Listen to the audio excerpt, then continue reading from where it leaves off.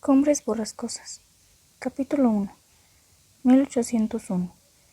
He vuelto hace unos instantes de visitar a mi casero y ya se me figura que ese solitario vecino va a inquietarme por más de una causa.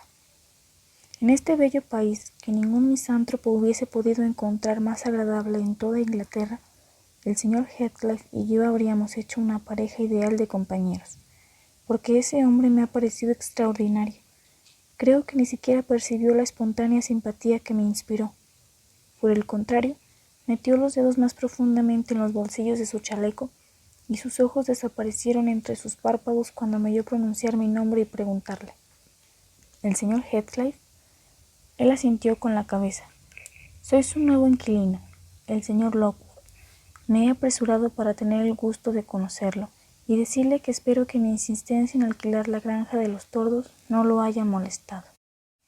Puesto que la casa es mía, respondió apartándose de mí, no hubiera consentido que nadie me molestara sobre ella, si así se me antojaba.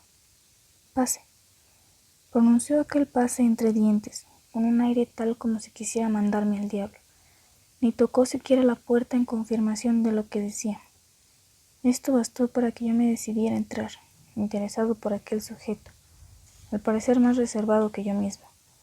Al ver que mi caballo empujaba la barrera de la valla, él soltó la cadena de la puerta y me precedió, con tono aspecto, hacia el patio, donde dijo a gritos: Joseph, llévate el caballo de este señor y tráenos vino. Puesto que ambas órdenes se dirigían a un solo criado, juzgué que toda la servidumbre se reducía a él. Por eso entre las baldosas del patio medraban hierbajos y los setos estaban sin recortar, solo mordisqueadas sus hojas por el ganado. Joseph era hombre entrado en años, aunque sano y fuerte. Lanzó un contrariado, Dios nos valga, y mientras se llevaba el caballo, me miró con tanta malignidad que preferí suponer que invocaba el socorro divino para digerir bien la comida, y no con motivo de mi presencia. A la casa donde vivía el señor Heathcliff se la llamaba Cumbres Borrascosas en el dialecto local. El nombre traducía bien los rigores que allí desencadenaba el viento cuando había tempestad. Ventilación no faltaba sin duda. Se advertía lo mucho que azotaba el aire en la inclinación de unos pinos cercanos y en el hecho de que los matorrales se doblegaban en un solo sentido, como si se inclinaran ante el sol. El edificio era sólido, de espesos muros a juzgar por lo hondo de las ventanas y protegidos por grandes postes en cada una de las esquinas. Me detuve un momento en la puerta y observé los ornamentos de la fachada. En la entrada principal leí una inscripción que decía: Hareton Earnshaw, 1500. Aves carniceras de formas extrañas y niños en posturas lascivas enmarcaban la inscripción. Aunque me hubiera gustado comentar sobre aquello con el dueño de la casa, no quise aumentar con esto la impaciencia que parecía evidenciar mientras me miraba desde la puerta como instándome a que entrara de una vez o me marchara. Por un pasillo llegamos al salón que en la región llaman siempre la casa, y al que no preceden otras piezas. Esta sala suele abarcar comedor y cocina, pero yo no vi cocina, o mejor dicho, no vi signos de que en el enorme lugar se guisara nada. Pero en un ángulo oscuro se percibía rumor de cacharros.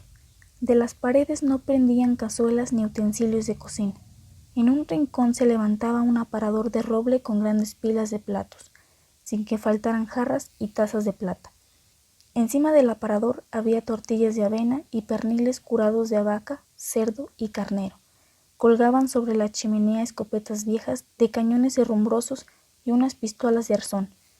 Se veían encima del mármol 3 tarros de vivo colorido. El suelo era de piedra lisa y blanca. Había sillas de forma antigua, pintadas de verde, con altos respaldos. En los rincones se acurrucaban perros. Una hembra con sus cachorros se escondía bajo el aparador. Todo era muy propio de la morada de uno de los campesinos de la región. Gente recia, tosca, con calzón corto y polainas. Esas salas y esos hombres sentados en ellas ante un jarro de cerveza espumante abundan en el país. Pero el señor Heathcliff contrastaba mucho con el ambiente. Su tez morena lo hacía parecer un gitano, pero tenía las maneras y la ropa de un hombre distinguido, y aunque algo descuidado en su indumentaria, su tipo era erguido y gallardo. Yo pensaba que muchos lo tendrían por soberbio y grosero, y que sin embargo no debía ser ninguna de ambas cosas. Me pareció por instinto que su reserva precedía de su apatía por mostrar sus emociones. Debía saber disimular sus odios y simpatías y juzgar impertinente a quien se permitiera manifestarle los suyos. Es probable que yo me aventurara mucho al atribuir a mi casero mi propio carácter. Quizá él regateara su mano al amigo ocasional por motivos muy diversos. Tal vez mi carácter sea único. Mi madre solía decirme que yo nunca tendría un hogar feliz, y lo que me ocurrió el último verano parece darle la razón, porque, hallándome en una playa donde pasaba un mes, conocí a una mujer bellísima, realmente hechicera. Aunque no le dije nada, sí es cierto que los ojos hablan. Los míos debían delatar mi locura por ella. La joven lo notó y me correspondió con una mirada dulcísima. ¿Y qué hice? Con vergüenza declaro que retrocedí. Me hundí en mí mismo como un caracol en su concha y que cada mirada de la joven me hacía alejarme más, hasta que ella, probablemente desconcertada por mi actitud y suponiendo haber sufrido un error, persuadió a su madre de que se debían marchar. Esas brusquedades y cambios me han valido fama de cruel, sin que nadie, no siendo yo mismo, sepa cuánto error hay en ello. Heathcliff y yo nos sentamos silenciosos ante la chimenea. La perra, separándose de sus cachorros, se acercó a mí, con el hocico fruncido y enseñando sus dientes blancos. Cuando quise acariciarla, emitió un gruñido gutural. «Déjela», dijo Heathcliff, haciendo coro a la perra con otro gruñido y asestándole un puntapié. «No está acostumbrada a las caricias ni la tenemos para eso». Se incorporó, fue hacia una puerta lateral y gritó: «¡Joseph!». Joseph masculló algo en el fondo de la bodega, pero sin dar señal alguna de acudir. En vista de ello, su amo fue a buscarlo. Quedé solo con la perra y con otros 2 mastines que me miraban atentamente. No me moví, temeroso de sus colmillos, pero pensé que la mímica no les molestaría y les hice unas cuantas muecas. Fue una ocurrencia muy desgraciada, porque la señora perra, ofendida sin duda por alguno de mis gestos, se precipitó sobre mis pantalones. La repelí y me di prisa a refugiarme tras la mesa. Mi acción revolucionó todo el ejército perruno. Media docena de diablos de 4 patas, de todos los tamaños y edades, salieron de los rincones y se precipitaron hacia el centro de la habitación. Mis talones y los faldones de mi levita fueron los más atacados. Quise defenderme con el hurgón de la lumbre, pero no bastó y tuve que pedir socorro a gritos. Heathcliff y Joseph subían con desesperada calma. La sala era un infierno de ladridos y gritos, pero ellos no se apresuraban nada en absoluto. Por suerte, una criada corpulenta acudió más deprisa. Arremangadas las faldas, rojas las mejillas por la cercanía del fogón, desnudos los brazos y en la mano una sartén, merced a cuyos golpes, acompañados por varios insultos, se calmó en el acto la tempestad. Al entrar Heathcliff, en medio de la estancia solo estaba ya conmigo ella, agitada como el océano tras un huracán. «¿Qué diablos ocurre?», preguntó mi casero con un tono que juzgué intolerable tras tan inhospitalario acogimiento. «Se trata de diablos verdaderamente», respondí. «Los cerdos endemoniados de los evangelios no debían encerrar más espíritus malos que sus perros, señor Heathcliff. Dejar a un forastero entre ellos es igual que dejarlo entre un rebaño de tigres». «Nunca se meten con quienes se quedan quietos», dijo él. «La misión de los perros es vigilar. ¿Quiere un vaso de vino?» «No, gracias». «¿Lo han mordido?» «Si me hubieran mordido lo sabría por las señales que yo habría dejado en el culpable». «Vaya, vaya», repuso Heathcliff con una mueca. «No se excite, Lockwood, y beba un poco de vino. En esta casa suele haber tan pocos visitantes que ni mis perros ni yo acertamos a recibirlos como se merecen. A su salud». Considerando que sería absurdo enfurecerme por la agresión de unos perros feroces, me calmé y correspondí al brindis. Además se me figuró que mi casero se burlaba de mí y no quise darle más razones de irrisión. En cuanto a él, pensando probablemente que constituiría una locura ofender a un buen inquilino, y mostrándose algo menos severo, empezó a charlar de las ventajas e inconvenientes de la casa que me había arrendado, tema que sin duda supuso que sería interesante para mí. Opiné que hablaba con buen criterio y me sentí animado a anunciarle una segunda visita para el día siguiente, y aun cuando él no mostrara ningún entusiasmo al oírlo, había decidido volver. Me parece mentira comprobar lo amigo del trato social que soy, por comparación al dueño de mi casa. Capítulo 2. Ayer por la tarde hizo frío y hubo niebla. Primero dudé entre quedarme en casa, junto al fuego, o dirigirme a través de ciénagas y páramos a cumbres borrascosas. Pero después de comer, advirtiendo que como de 1 a 2, ya que el ama de llaves, a la que acepté al alquilar la casa como si fuera una de sus dependencias, no comprende o no quiere comprender que deseo comer a las 5. Al subir a mi cuarto, hallé en él a una criada arrodillada ante la chimenea y esforzándose en extinguir las llamas mediante masas de ceniza con las que levantaba una polvareda infernal. Semejante espectáculo me desanimó.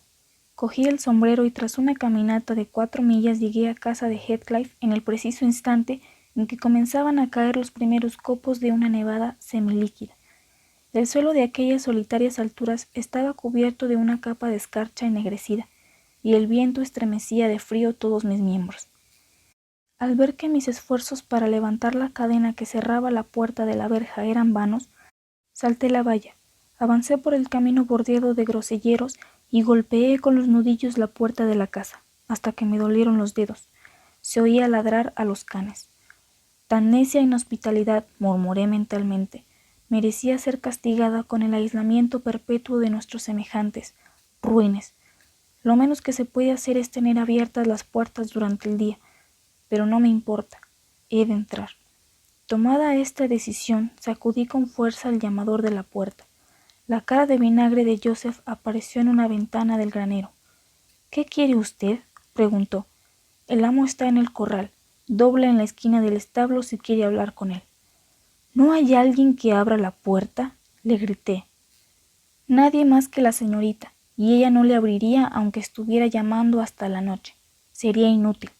—¿Por qué? ¿No puede decirle que soy yo? —¿Yo? No. —¿Yo qué tengo yo que ver con eso? —murmuró mientras desaparecía.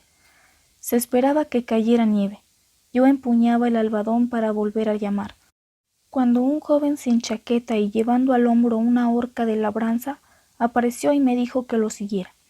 Atravesamos un lavadero y un patio embaldosado en el que había un pozo con bomba y un palomar, y llegamos a la habitación donde había entrado el día anterior.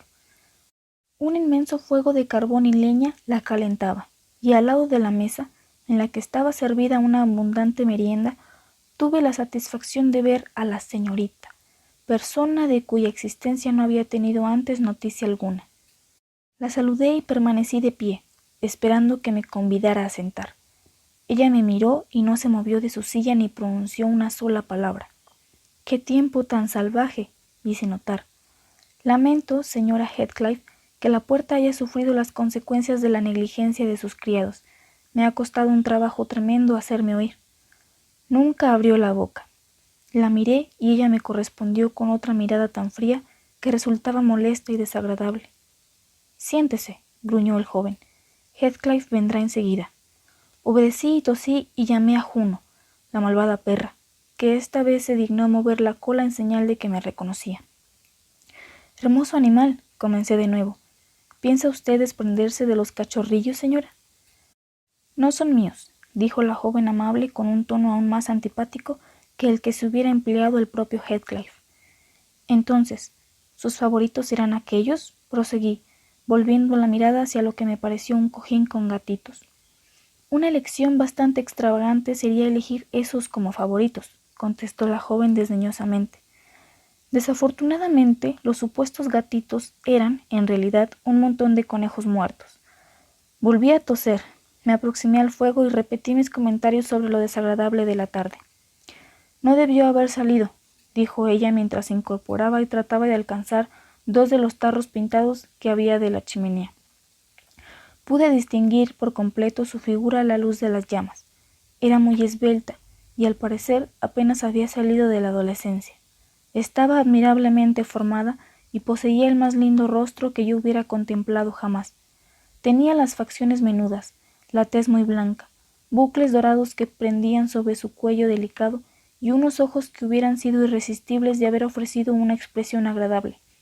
Por fortuna para mi sensible corazón, aquella mirada no manifestó en aquel momento más que desdén y una especie de desesperación que resultaba increíble en unos ojos tan hermosos. Como los tarros estaban fuera de su alcance, fui a ayudarla, pero se volvió hacia mí con la expresión furiosa de un avaro a quien se pretende ayudar a contar su oro. «No necesito su ayuda», dijo. «Puedo cogerlos yo sola». «Le ruego me perdone», me apresuré a contestar. «¿Fue invitado a tomar el té?», me preguntó. Se puso un delantal sobre el vestido y se sentó. Sostenía en la mano una cucharada de hojas de té que había sacado del tarro. «Tomaré una taza con mucho gusto», repuse. «¿Está usted invitado?», repitió. «No», dije, medio sonriendo, «pero no hay otra persona más indicada que usted para pedírmelo». Echó el té con cuchara y todo en el bote, volvió a sentarse, frunció el entrecejo e hizo un buchero con los labios como un niño a punto de llorar. El joven, durante esta charla, se había puesto un andrajoso gabán y en aquel momento me miró como si hubiera entre nosotros un resentimiento mortal. Yo dudaba de si aquel personaje era un criado o no. Hablaba y vestía toscamente, sin ninguno de los delantales que Heathcliff presentaba de pertenecer a una clase superior. Su cabellera castaña estaba desgreñadísima, su bigote crecía descuidadamente y sus manos eran tan toscas como las de un labrador. Pero, con todo, ni sus ademanes ni el modo que tenía de tratar a la señora eran los de un criado. En la duda, preferí no conjeturar nada sobre él. 5 minutos después, la llegada de Heathcliff alivió un tanto la molesta situación en que me veía situado. «Como ve, he venido como lo prometí», dije con acento fingidamente jovial, «y temo que el mal tiempo me haga permanecer aquí media hora. Si quiere usted albergarme durante ese rato». «¿Media hora?», repuso, mientras se sacudía los blancos copos que le cubrían la ropa. «Me asombra que haya elegido usted el momento de una nevada para pasear. ¿No sabe que corre el peligro de perderse en los pantanos? Hasta quienes están familiarizados con ellos se extravían a veces, y le aseguro que no es probable que el tiempo mejore. Tal vez pueda guiarme alguno de sus criados. Se quedaría en la granja hasta mañana. ¿Puede proporcionarme uno?» «No, no puedo hacerlo». «Oh, por supuesto». «Bueno, entonces tendré que confiar en mi propia sagacidad». «¿Qué? ¿Haces el té o no?», preguntó el joven de abrigo haraposo, apartando su mirada de mí y dirigiéndola hacia la mujer. «¿Le damos a ese señor?», preguntó ella a Heathcliff. «Vamos, termina, ¿no?». Había hablado de una forma que delataba una naturaleza auténticamente perversa. No sentí desde aquel momento inclinación alguna a considerar a aquel hombre como un individuo extraordinario. Cuando el té estuvo preparado, Heathcliff dijo: «Acerque su silla, señor Lockwood». Todos nos sentamos a la mesa, incluso un joven rústico. Un silencio absoluto reinó mientras comíamos. Me pareció que, puesto que yo era el responsable de aquel nublado, debía ser también quien lo disipara. Aquella taciturnidad que mostraba no debía ser su modo habitual de comportarse. Por lo tanto, comenté: «Es curioso considerar qué ideas tan equivocadas solemos formar a veces sobre el prójimo. Mucha gente no podría imaginar que fuera feliz una persona que lleva una vida tan apartada del mundo como la suya, señor Heathcliff, y sin embargo, usted es dichoso, rodeado de su familia con su amable esposa, que como un ángel bienhechor reina en su casa y en su corazón». «¿Mi amable esposa?», interrumpió con diabólica sonrisa. «¿Y dónde está mi amable esposa, señor?». «Hablo de la señora de Heathcliff», contesté molesto. «Ah, ya. ¿Quiere usted decir que su espíritu, una vez que ha desaparecido su cuerpo, se convirtió en mi ángel de la guarda y custodia cumbres borrascosas? ¿No es eso?». Me di cuenta de la sandez que había dicho y quise rectificarla. Debía haberme dado cuenta de la mucha edad que llevaba la mujer, antes de suponer como cosa segura que fuera su esposa. Él contaba alrededor de 40 años, y en esa edad en que el vigor mental se mantiene incólume, no se supone nunca que las muchachas se casen con nosotros por amor. Semejante ilusión está reservada a la ancianidad. En cuanto a la joven, no representaba arriba de 17 años. De pronto, como un relámpago, surgió en mí esta idea. El grosero personaje que se sienta a mi lado, bebiendo el té en un tazón y comiendo el pan con sus sucias manos, es tal vez su marido. Estas son las consecuencias de vivir lejos del mundo. Ella ha debido casarse con este patán creyendo que no hay otros que valgan más que él. Es lamentable, y yo debo procurar que, por culpa mía, no vaya a arrepentirse de su elección. Una ocurrencia tal podría parecer vanidosa, pero era sincera. Mi vecino de mesa presentaba un aspecto casi repulsivo, mientras que me constaba por experiencia que yo era medianamente agradable. «Esta joven es mi nuera», dijo Heathcliff en confirmación de mis suposiciones, y al decirlo la miró con expresión de odio. «Entonces, el dueño de la hermosa hada es usted», comenté, volviéndome hacia mi vecino. Con esto mis palabras acabaron de poner las cosas mal. El joven apretó los puños, con evidente intención de atacarme, pero se contuvo, y desahogó su ira en una brutal maldición que me concernía, pero de la que tuve a bien no darme por aludido. «Anda usted muy desacertado», dijo Heathcliff. «Ninguno de los dos tenemos la suerte de ser dueños de la buena hada a quien usted se refiere. Su esposo ha muerto, y puesto que he dicho que era mi nuera, debe ser que estaba casada con mi hijo. De modo que este joven es... mi hijo, desde luego, no».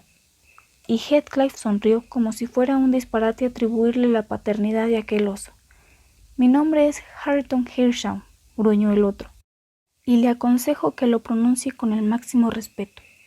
«Creo haberlo respetado», respondí mientras me reía íntimamente de la dignidad con que había hecho su presentación a aquel extraño sujeto. Él me miró durante tanto tiempo y con tal fijeza que me hizo experimentar deseos de abofetearlo o de echarme a reír en sus propias narices. Comenzaba a sentirme a disgusto en aquel agradable círculo familiar. Tan ingrato ambiente neutralizaba el confortable calor que físicamente me rodeaba, y resolví no volver en mi vida. Concluido el refrigerio, y en vista de que nadie pronunciaba una palabra, me acerqué a la ventana para ver el tiempo que hacía. El espectáculo era muy desagradable. La noche caía prematuramente, y torbellinos de viento y nieve barrían el paisaje. «Creo que sin alguien que me guíe no voy a poder volver a casa», exclamé, incapaz de contenerme. «Los caminos deben estar borrados por la nieve, y aunque no lo estuvieran, es imposible ver a un pie de distancia». «Hareton», dijo Heathcliff, «lleva las ovejas a la entrada del granero, y pon un madero delante. Si pasan la noche en el corral, amanecerán cubiertas de nieve». «¿Cómo me las arreglaré?», continué, sintiendo que mi irritación aumentaba. Pero nadie contestó a esta pregunta. Pasé la mirada a mi alrededor y no vi más que a Joseph, que traía comida para los perros, y a la señora Heathcliff que, inclinada sobre el fuego, se entretenía en quemar un paquete de fósforos que habían caído de la repisa de la chimenea al volver a poner el bote de té en su sitio. Joseph, después de vaciar el recipiente en que traía la comida de los animales, gruñó: «Me maravilla que se quede usted aquí como pasmado cuando los demás se han ido, pero con usted no valen palabras. Nunca se corregirá de sus malas costumbres y acabará yéndose al infierno de cabeza, como su madre». Creí que aquel comentario iba dirigido a mí, y me adelanté hacia el viejo bribón con el firme propósito de darle de puntapiés y obligarlo a que se callara, pero la señora Heathcliff se me adelantó. «Viejo hipócrita, ¿no temes que el diablo te lleve cuando pronuncias su nombre? Te advierto que se lo pediré al demonio como especial favor si no dejas de provocarme. Y basta. Mira», agregó, sacando un libro de un estante, «cada vez progreso más en la magia negra. Muy pronto seré maestra en la ciencia oculta, y para que te enteres, la vaca roja no murió por casualidad, y tu reumatismo no es una prueba de la bondad de la providencia». «Cállese, perversa», clamó el viejo, «Dios nos libre de todo mal. Estás condenado, réprobo. Sal de aquí si no quieres que te haga un mal de veras. Voy a modelar muñecos de barro o de cera que os reproduzcan a todos, y el primero que se extralimite, ya verás lo que le haré. Se acordará de mí. Vete, que te estoy mirando». Y la linda bruja puso tal expresión de malignidad en sus ojos, que Joseph salió precipitadamente, rezando y temblando, mientras murmuraba: «Malvada, malvada». Presumí que la joven había querido gastar al viejo una broma lúgubre, y en cuanto nos quedamos solos, quise interesarla en mi cuita. «Señora Heathcliff», dije con seriedad, «perdone que la moleste. Una mujer con una cara como la de usted tiene necesariamente que ser buena. Indíqueme alguna señal, algún jalón de límite de propiedades que me sirvan para conocer el camino de mi casa. Tengo tanta idea de por dónde se va ella como la que usted pueda tener de por dónde se va a Londres». «Vuélvase por el mismo camino que vino», me contestó, sentándose en una silla y poniendo ante sí el libro y una bujía. «El consejo es muy simple, pero no puedo darle otro mejor». «En ese caso», Si mañana le dicen que me han hallado muerto o en una ciénaga o en un hoyo lleno de nieve, ¿no le remorderá la conciencia? ¿Por qué habría de remorderme? No puedo acompañarlo. Ellos no me dejarían ni siquiera ir hasta la verja. Oh, yo no le pediría por nada del mundo que saliera, para conveniencia mía, en una noche como esta. No le pido que me enseñe el camino, sino que me lo indique de palabra, o que convenza al señor Heathcliff de que me proporcione un guía. ¿Un guía? En la casa no hay nadie más que él mismo. Hareton, Zillah, Joseph y yo. ¿A quién elige usted? ¿No hay mozos en la granja? No hay más gente que la que le digo. Entonces me veré obligado a quedarme hasta mañana. Eso es cosa de usted y de Heathcliff. Yo no tengo nada que ver con eso. Confío en que esto le sirva de lección para hacerle desistir de dar paseos, gritó la voz de Heathcliff desde la cocina. Yo no tengo alcobas para los visitantes. Si se queda, tendrá que dormir con Hareton o Joseph en la misma cama. Puedo dormir en este cuarto en una silla, repuse. Oh, no. Un forastero, rico o pobre, es siempre un forastero. No permitiré que nadie haga guardia en la plaza cuando yo no estoy de servicio, dijo el miserable. Mi paciencia llegó a su límite. Me precipité hasta el patio, lanzando un juramento, y al salir tropecé con Earnshaw. La oscuridad era tan profunda que yo no atinaba con la salida, y mientras la buscaba, presencié una muestra del modo que tenían de tratarse entre sí los miembros de la familia. Parecía que el joven al principio se sentía inclinado a ayudarme, porque les dijo: «Lo acompañaré hasta el parque». «Lo acompañarás al diablo», exclamó su pariente, señor o lo que fuera. «¿Quién va a cuidar entonces de los caballos?» «La vida de un hombre vale más que el cuidado de los caballos», dijo la señora Heathcliff con más amabilidad de la que yo esperaba. «Es necesariamente preciso que vaya alguien». «Pero no lo haré por orden tuya», se apresuró a responder Hareton. «Más valdrá que te calles». «Bueno, pues entonces, así el espíritu de ese hombre te persiga hasta tu muerte, y así el señor Heathcliff no encuentre otro inquilino para su granja hasta que ésta se caiga a pedazos», dijo ella con malignidad. «Está echando maldiciones», murmuró Joseph, hacia quien yo me dirigía en aquel momento. El viejo estaba sentado y ordeñaba las vacas a la luz de una linterna. Se la quité y, diciéndole que se la devolvería al día siguiente, me precipité hacia una de las puertas. «Señor, señor, me ha robado la linterna», gritó el viejo corriendo detrás de mí. «Gruñón, lobo, duro con él». Cuando yo abría la puertecilla a la que me había dirigido, dos peludos monstruos se arrojaron a mi garganta, haciéndome caer. La luz se apagó. Mi humillación y mi ira llegaron al paroxismo. Afortunadamente, los animales se contentaban con arañar el suelo, abrir las fauces y mover las colas, pero no me permitían levantarme y hube de permanecer en el suelo hasta que a sus villanos dueños se les antojó. Cuando estuve de pie, conminé a aquellos miserables a que me dejasen salir, haciéndoles responsables de lo que sucediera si no me atendían, y lanzándoles apóstrofes que en su desordenada violencia evocaban los del rey Lear. En mi exaltación nerviosa comencé a sangrar por la nariz. Heathcliff siguió riendo y yo gritando. No sé cómo hubiera terminado todo aquello, a no haber intervenido una persona más serena que yo y más bondadosa que Heathcliff. Zillah, la robusta ama de llaves, apareció para ver lo que sucedía, y suponiendo que alguien me había agredido y no osando increpar a su amo, dirigió los tiros de su artillería verbal contra el mozo. «No comprendo, señor Earnshaw», exclamó. «¿Qué resentimientos tiene usted contra ese semejante suyo? ¿Va usted a asesinar a las gentes en la propia puerta de su casa? Nunca podré estar a gusto aquí. Pobre muchacho, está a punto de ahogarse. Chst, chst. No puede usted irse en ese estado. Venga, que voy a cuidarle. Quieto, quieto». Mientras hablaba así, me vertió sobre la nuca un recipiente lleno de agua helada, y luego me hizo pasar a la cocina.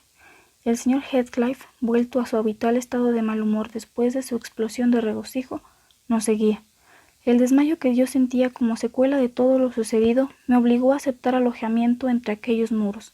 Heathcliff mandó a Zillah que me diese un vaso de aguardiente y entró en una habitación interior. La criada, después de traerme la bebida, que me entonó mucho, me condujo a un dormitorio. Capítulo 3. Cuando la sirvienta me precedía por las escaleras, me aconsejó que tapase la vela y procurara no hacer ruido, porque su amo tenía ideas extrañas acerca del cuarto donde ella iba a instalarme, y no le agradaba que nadie durmiera en él. Le pregunté los motivos, pero me contestó que solo llevaba en la casa 2 años, y que había visto tantas cosas raras que ya no le quedaban ganas de curiosidades. En lo que me concernía, la estupefacción no me dejaba lugar a la curiosidad. Cerré pues la puerta y busqué la cama. Los muebles se reducían a un perchero, una silla y una enorme caja de roble, con aberturas laterales a manera de ventanillas. Me aproximé a tan extraño mueble y me cercioré de que se trataba de una especie de cama antiguo, sin duda destinado a suplir la falta de una habitación separada para cada miembro de la familia. Formaba de por sí una pequeña habitación y el alféizar de la ventana, contra cuya pared estaba arrimado el lecho, hacía las veces de mesilla. Hice correr una de las tablas laterales. Entré llevando la luz. Cerré y sentí la impresión de que me hallaba a cubierto de la vigilancia de Heathcliff o de otro cualquiera de los habitantes de la casa. Deposité la vela en el alféizar de la ventana. Había allí, en un ángulo, varios libros polvorientos, y la pared estaba cubierta de escritos que habían sido trazados raspando la pintura. Aquellos escritos se reducían a un nombre: Catherine Earnshaw, repetido una vez y otra en letras de toda clase de tamaños, pero el apellido variaba a veces, y en vez de Catherine Earnshaw se leía en algunos sitios Catherine Heathcliff o Catherine Linton. Sintiéndome muy cansado, apoyé la cabeza entre la ventana y empecé a murmurar: Catherine Earnshaw, Heathcliff Linton. Los ojos se me cerraron, y antes de 5 minutos creí ver alzarse en la oscuridad una multitud de letras blancas, como pálidos espectros. El aire parecía lleno de Catherines. Me incorporé, esperando alejar así aquel nombre que acudía a mi cerebro como un intruso. Y entonces vi que el pabilo de la bujía había caído sobre uno de los viejos libros, cuya cubierta empezaba a chamuscarse, saturando el ambiente de un fuerte olor a piel de becerro quemada. Me apresuré a apagarlo y me senté. Sentía frío y un ligero mareo. Cogí el tomo chamuscado por la vela y lo hojé.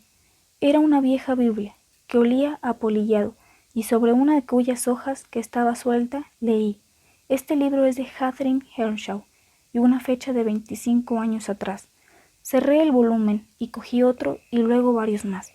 La biblioteca de Catherine era escogida, y los estropeados que estaban los tomos demostraba que habían sido muy usados, aunque no siempre para los finos propios de un libro.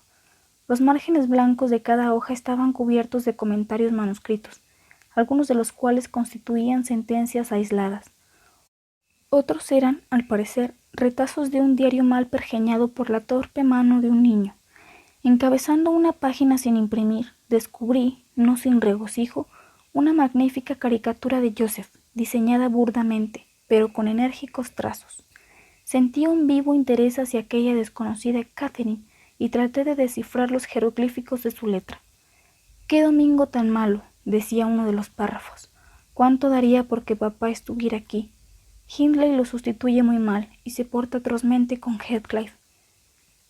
H y yo vamos a tener que rebelarnos. Esta tarde comenzamos a hacerlo». En todo el día no dejó de llover. No pudimos ir a la iglesia, y Joseph nos reunió en el desván. Mientras Hindley y su mujer permanecían abajo sentados junto a la lumbre, estoy segura de que, aunque hiciesen algo más, no por ello dejarían de leer sus Biblias. A Heathcliff, a mí y al desdichado mozo de mulas nos ordenaron que cogiésemos los devocionarios y subiésemos. Nos hicieron sentar en un saco de trigo, y Joseph inició su sermón, que yo esperaba que abreviase a causa del frío que se sentía allí, pero mi esperanza resultó fallida. El sermón duró 3 horas justas, y sin embargo, mi hermano, al vernos bajar, aún tuvo la desfachatez de decir: «¿Cómo habéis terminado tan pronto?». Durante las tardes de los domingos nos dejan jugar pero cualquier pequeñez. Una simple risa es motivo para que nos pongan castigados en un rincón oscuro. Se olvidan de que aquí hay un jefe, suele decir el tirano. Que me saque de mis casillas, lo aplasto. Quiero seriedad y silencio absoluto. Chico, ¿has sido tú? Querida Francisca, tírale de los pelos. Lo he oído castañar los dedos. Francisca le tiró del pelo con todas sus fuerzas. Luego se sentó en las rodillas de su esposo y los dos empezaron a hacer niñerías, besándose y diciéndose estupideces. Entonces nosotros nos acomodamos, como Dios nos dio a entender, en el hueco que forma el aparador. Colgué nuestros delantales ante nosotros como si fueran una cortina, pero apenas lo había hecho, cuando llegó Joseph, deshizo mi obra y pegándome una bofetada, sermoneó. El amo recién enterrado, domingo como es, y las palabras del Evangelio resonando todavía en nuestros oídos, y ya se ponen a jugar. ¿No les da vergüenza? Siéntense, niños malos, y lean libros piadosos que les ayuden a pensar en la salvación de sus almas. Mientras nos hablaba, nos tiró sobre las rodillas unos viejos libros y nos obligó a sentarnos de manera que un rayo de la claridad del hogar nos alumbrara en nuestra lectura. Yo no pude soportar tal ocupación que querían darnos. Cogí el libro y lo arrojé donde estaban los perros, diciendo que tenía odio a los libros piadosos. Heathcliff hizo lo mismo con el suyo y entonces empezó el pleito. «Señor Hindley, mire», gritó Joseph. «La señorita Catherine ha roto las tapas de la armadura de salvación y Heathcliff ha golpeado con el pie la primera parte del camino de perdición. No es posible dejarle seguir siendo así. Oh, el difunto señor les hubiera dado lo que se merecen, pero ¿cómo nos falta?» Hindley se lanzó sobre nosotros, nos cogió a uno por el cuello y a otro por el brazo y nos echó a la cocina. Allí Joseph nos aseguró que el diablo vendría a buscarnos con toda certeza y nos obligó a sentarnos en distintos lugares, donde permanecimos separados, esperando la llegada del personaje prometido. Yo cogí este libro y un tintero que había en un instante, y abrí un poco la puerta para tener luz y poder escribir, pero mi compañero, al cabo de 20 minutos, sintió tanta impaciencia que me propuso apoderarnos de la cobija de la criada, y tapándonos con él, ir a dar una vuelta por los pantanos. ¡Qué buena idea! Así, si viene ese malvado viejo, creerá que su amenaza del diablo se ha realizado y, entre tanto, nosotros estaremos fuera, y creo que no peor que aquí, a pesar del viento y de la lluvia. El plan de Catherine debió realizarse, porque el siguiente comentario variaba de tema y adquiría tono de lamentación. Qué poco podía yo suponer que Hindley me hiciera llorar tanto. Me duele la cabeza hasta el punto de que no puedo ni ponerla sobre la almohada. Pobre Heathcliff, Hindley lo llama vagabundo, y ya no lo deja comer con nosotros, ni siquiera sentarse a nuestro lado. Dice que no volveremos a jugar juntos, y lo amenaza con echarlo de casa si lo desobedece. Hasta ha censurado a papá por haber tratado a Heathcliff demasiado bien, y jura que volverá a ponerlo en el lugar que le corresponde. Yo me sentía ya medio dormido, y mis ojos iban del manuscrito de Catherine al texto impreso. Percibí un título grabado en rojo con florituras que decía 70 veces 7 y el primero de los 71. Sermón predicado por el reverendo padre James Brandenham en la iglesia de Kimmerdene, Sugg, y me dormí meditando maquinalmente en lo que diría el reverendo pastor sobre el tema. Pero la mala calidad del té y la destemplanza que tenía me hicieron pasar una noche horrible. Soñé que era ya por la mañana y que regresaba a mi casa guiado por Joseph. El camino estaba cubierto de nieve y cada vez que yo daba un tropezón, mi acompañante me regañaba por no haber tomado un bastón de viajero, afirmándome que sin tal apoyo nunca conseguiría regresar a mi casa, y enseñándome a la vez jactanciosamente un grueso garrote que él consideraba, al parecer, como bastón. Al principio me parecía absurdo suponer que me fuera necesaria para entrar en casa semejante cosa. De improviso una idea me iluminó el cerebro. No íbamos a casa, sino que nos dirigíamos a escuchar el sermón del padre Brandenham sobre los 70 veces 7, en cuyo curso no sé si Joseph, el predicador o yo, debíamos ser sacados a pública vergüenza y privados de la comunión de los fieles. Llegamos a la iglesia, ante la que yo, en realidad, he pasado 2 o 3 veces. Está situada en una hondonada entre 2 colinas, junto a un pantano, cuyo fango, según voz popular, tiene la propiedad de momificar los cadáveres. El tejado de la iglesia se ha conservado intacto hasta ahora, mas hay pocos clérigos que quieran encargarse de aquel curato, ya que el sueldo es solo de 20 libras anuales, y la rectoral consiste únicamente en 2 habitaciones, sin vislumbre alguno, por ende, de que los fieles contribuyan a las necesidades de su pastor con la adición de un solo penique. Mas en mi sueño una abundante concurrencia escuchaba a Javes, quien predicaba un sermón dividido en 490 partes, dedicada cada una a un pecado distinto. Lo que no puedo decir es de dónde había sacado tantos pecados el reverendo. Eran, por supuesto, de los géneros más extravagantes y tales como yo no hubiera podido figurármelos jamás. ¡Oh, qué pesadilla! Yo me caía de sueño, bostezaba, daba cabezadas y volvía a despejarme. Me pellizcaba, me frotaba los párpados, me levantaba y me volvía a sentar, y a veces tocaba a Joseph para preguntarle cuándo iba a acabar aquel sermón, pero tuve que escucharlo hasta el fin. Cuando llegó al primero de los 71, acudió a mi cerebro una súbita idea: levantarme y acusar a James Branderham como el cometedor del pecado imperdonable. «Padre», exclamé, «sentado entre estas 4 paredes, he aguantado y perdonado las 490 divisiones de su sermón. 70 veces 7 cogí el sombrero para marcharme y 70 veces 7 me ha obligado usted a volverme a sentar.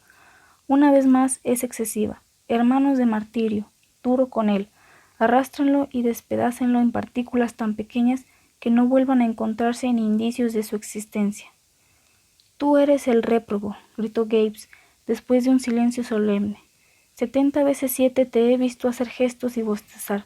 70 veces 7 consulté mi conciencia y encontré que todo ello merecía perdón. Pero el primer pecado de los 71 ha sido cometido ahora, y esto es imperdonable. Hermanos, ejecutad en él lo que está escrito. Honor a todos los santos. Emitida esta orden, los concurrentes enarbolaron sus bordones de peregrino y se arrojaron sobre mí. Al verme desarmado, entablé una lucha con Joseph, que fue el primero en acometerme para quitarle su garrote. Se cruzaron muchos palos y algunos golpes destinados a mí cayeron sobre otras cabezas. Todos se apaleaban unos a otros y el templo retumbaba al son de los golpes. Branderham asestaba fuertes puñetazos en el borde del púlpito y tan vehementes fueron que acabaron por despertarme. Comprobé que lo que me había sugerido tal tumulto era la rama de un abeto que batía contra los cristales de la ventana cada vez que la agitaba el viento. Volví a dormirme y soñé cosas todavía más odiosas. Recordé que descansaba en una caja de madera y que el viento y las ramas de un árbol golpeaban la ventana. Tanto me molestaba el ruido que en sueños me levanté y traté de abrir el postigo. No lo conseguí, porque la falleba estaba soldada, y entonces rompí el cristal de un puñetazo y saqué la mano para separar la molesta rama. Mas, en lugar de ella, sentí el contacto de una manita helada. Me poseyó un intenso terror y quise retirar el brazo, pero la manita me aferraba mientras una voz insistía: «Déjame entrar, déjame entrar». «¿Quién eres?», pregunté pugnando por soltarme. «Catherine Linton», contestó temblorosa. «Me había perdido en los pantanos y vuelvo ahora a casa». Sin saber por qué me acordaba del apellido Linton, a pesar de que había leído 20 veces más el apellido Earnshaw, miré y divisé el rostro de una niña a través de la ventana. El horror me hizo obrar cruelmente, y al no lograr desasirme de la niña, apreté los puños contra el corte del cristal hasta que la sangre brotó y empapó las sábanas. Pero ella seguía gimiendo: «Déjame entrar», y me oprimía la mano.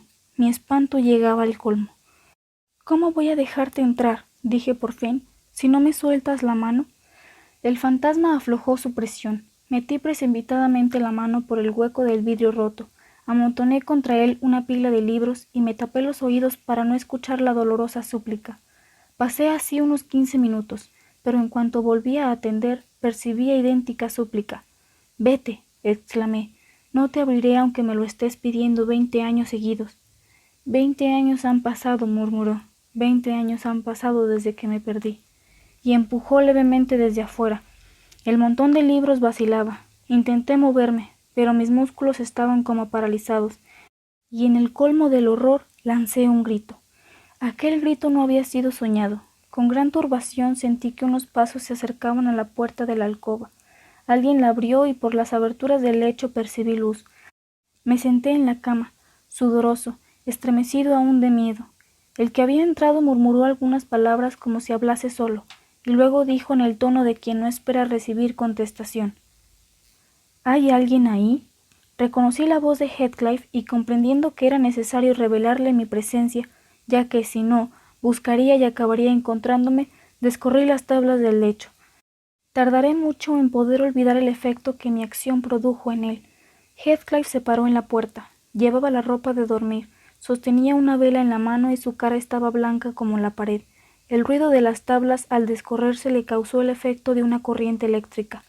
La vela se deslizó de entre sus dedos y su excitación era tal que le costó mucho trabajo recogerla. «Soy Lockwood», dije, para evitar que continuase demostrándome su miedo.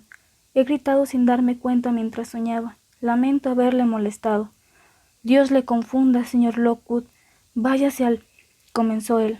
«¿Quién le ha traído a esta habitación?», continuó, hundiendo las uñas en las palmas de las manos y rechinando los dientes en su esfuerzo para dominar la excitación que le poseía.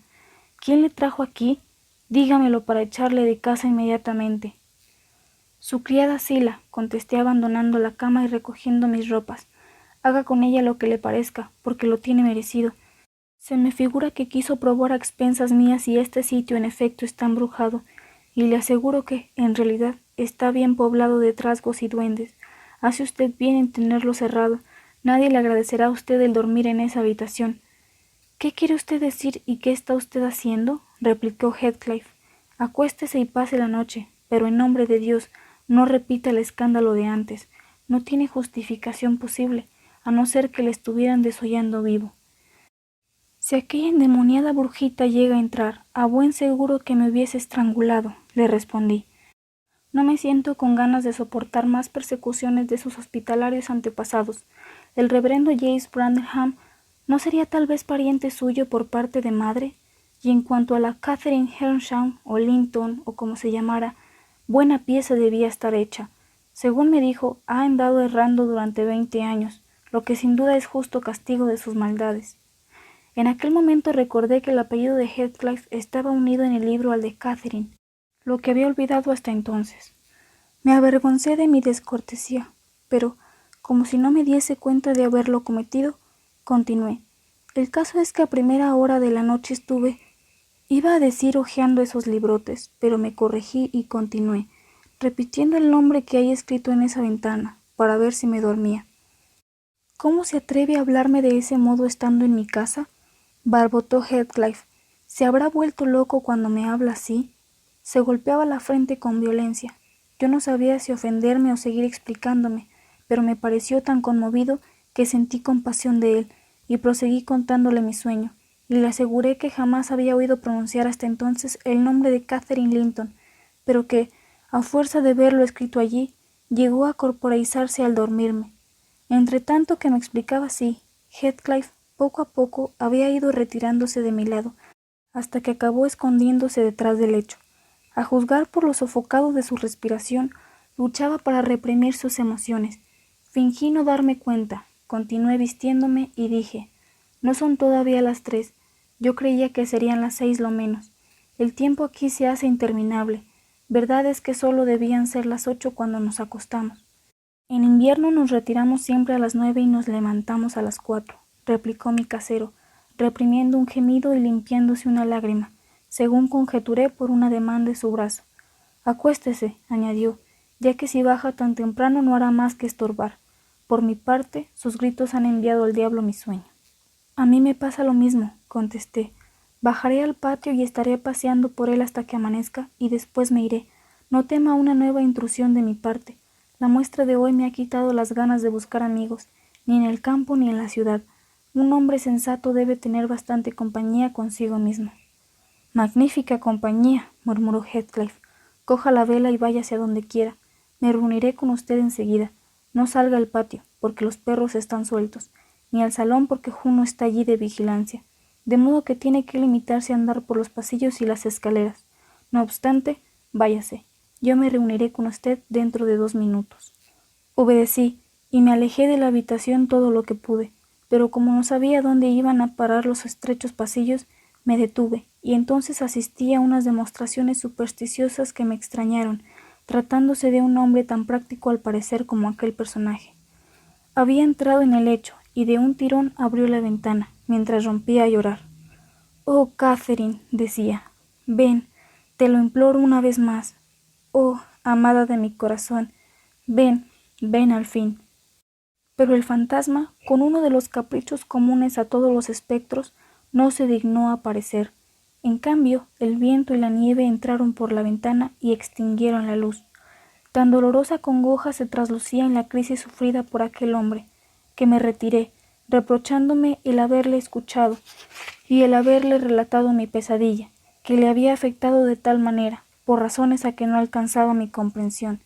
Descendí al piso bajo y arribé a la cocina, donde encendí la bujía en el rescoldo de la lumbre. No se veía allí ser viviente, excepto un gato que salió de entre las cenizas y me saludó con un quejumbroso maullido. 2 bancos semicirculares estaban arrimados al fogón. Me tendí en uno de ellos y el gato se instaló en el otro. Ya empezábamos ambos a dormirnos cuando un intruso invadió nuestro retiro. Era Joseph, que bajaba por una escalera de madera que debía conducir a su desván. Lanzó una tétrica mirada a la llama, que yo había encendido, expulsó al gato de su lugar, se apoderó de él y se dedicó a cargar de tabaco una pipa que medía 3 pulgadas de longitud. Debía considerar mi presencia en su santuario como una desvergüenza tal que no merecía ni comentario siquiera. En absoluto mutismo se acercó la pipa a la boca, se cruzó de brazos y empezó a fumar. Yo no interrumpí su placer, y él, después de aspirar la última bocanada, se levantó, suspiró y se fue tan gravemente como había llegado.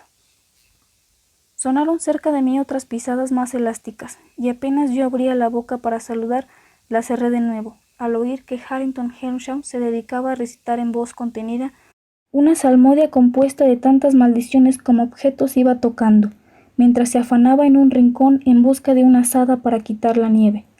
Me miró, dilató las aletas de la nariz y tanto se le ocurrió saludarme a mí como al gato que me hacía compañía. Comprendiendo por sus preparativos que estaba disponiéndose a salir, abandoné mi duro lecho y me apresté a seguirle. Él lo notó y con el mango de la azada me señaló una puerta que comunicaba con el salón. Las mujeres estaban en él ya. Zillah atizaba el fuego con un fuelle colosal, y la señora Heathcliff, arrodillada ante la lumbre, leía un libro al resplandor de las llamas.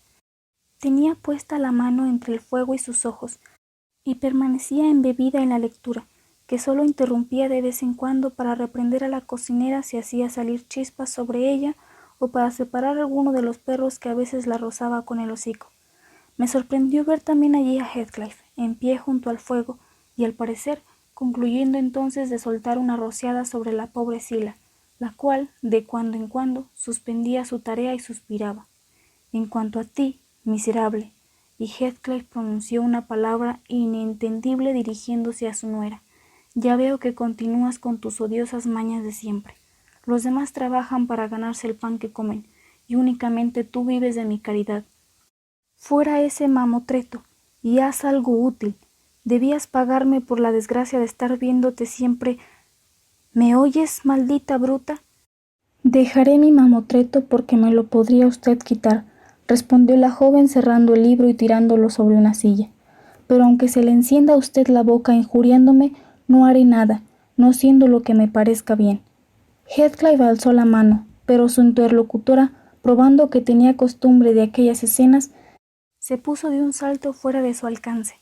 Contrariado por tal episodio, me aproximé a la lumbre fingiendo no haber reparado en la disputa, y ellos tuvieron el decoro de disimular. Heathcliff, para no caer en la tentación de golpear a su nuera, se metió las manos en los bolsillos. La mujer se retiró a un rincón, y mientras estuve allí permaneció callada como una estatua. Pero yo no me quedé mucho tiempo. Renuncié a la invitación que me hicieron de que les acompañase a desayunar, y en cuanto apuntó la primera claridad de la aurora, salí al aire libre, que estaba frío y despejado como el hielo. Heathcliff me llamó mientras yo cruzaba el jardín, y se brindó para acompañarme a través de los pantanos.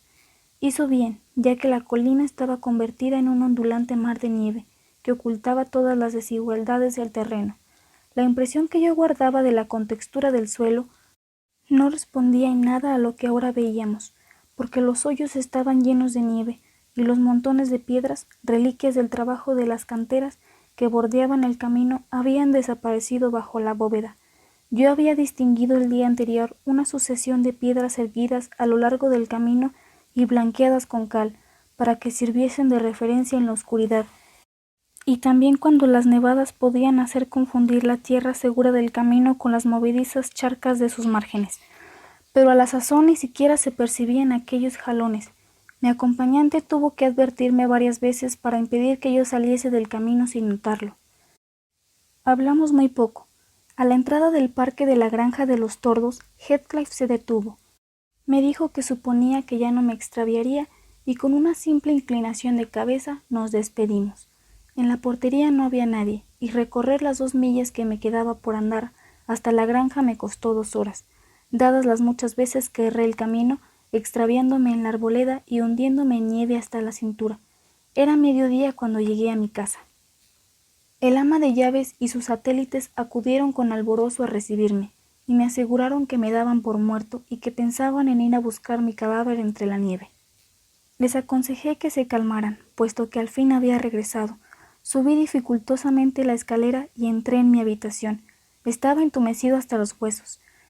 Me cambié de ropas y paseé por la estancia 30 o 40 minutos para entrar en calor, y luego me instalé en el despacho, tal vez apartado en exceso del buen fuego y el confortante café que el ama de llaves me preparó.